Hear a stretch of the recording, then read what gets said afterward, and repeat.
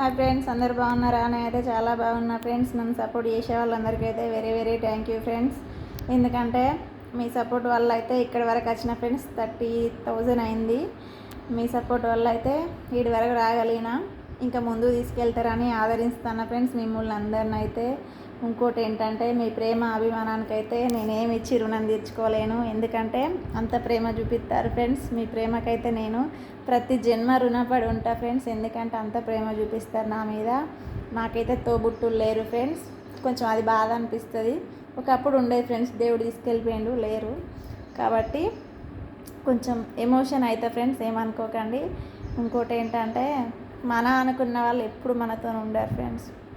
కాబట్టి మనం ఒక్కరమే ఉండాలి. పుట్టేటప్పుడు ఒక్కరమే, పోయేటప్పుడు కూడా ఒక్కరమే. కాబట్టి చేసుకున్న భర్త లైఫ్ అంతా అంతే. మధ్యలోనే పోతారు ఫ్రెండ్స్. పుట్టుకతోని అమ్మ నాన్న ప్రేమని ఏ లక్షలు ఇచ్చినా కూడా కొనలేం ఫ్రెండ్స్.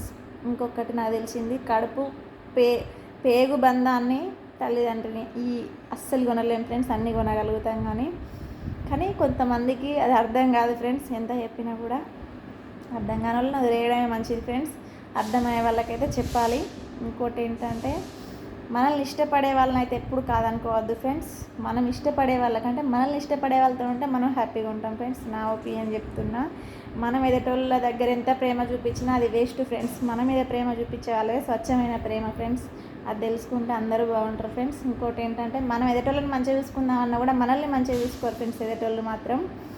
కాబట్టి ఎవరికి ఎంత మర్యాద ఇవ్వాలో, ఎవరితో ఎంత ఉండాలో అంతే ఉండాలి ఫ్రెండ్స్. అద్దులు మీరి ప్రేమ చూపిస్తే ఆ ప్రేమకు విలువ ఉండదు ఫ్రెండ్స్. అంతేనా? అవునంటారా కాదంటారా ఫ్రెండ్స్?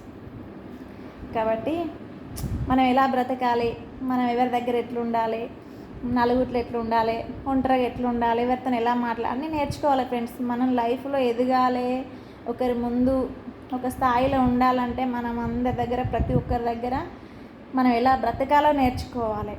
మంచి వాళ్ళ దగ్గర మంచిగానే ఉండాలి ఫ్రెండ్స్. చెడ్డ వాళ్ళ దగ్గర చెడ్డగానే ఉండాలి. ఎందుకంటే చెడ్డ వాళ్ళకి చెప్పే సమాధానం చెడ్డ వాళ్ళకే చెప్పాలి, మంచి వాళ్ళకి చెప్పే సమాధానం మంచి వాళ్ళకే చెప్పాలి ఫ్రెండ్స్. ఈ రోజులలో మాత్రం మంచితనానికి విలువ లేదు ఫ్రెండ్స్. చెడ్డ వాళ్ళకే విలువ ఉంది.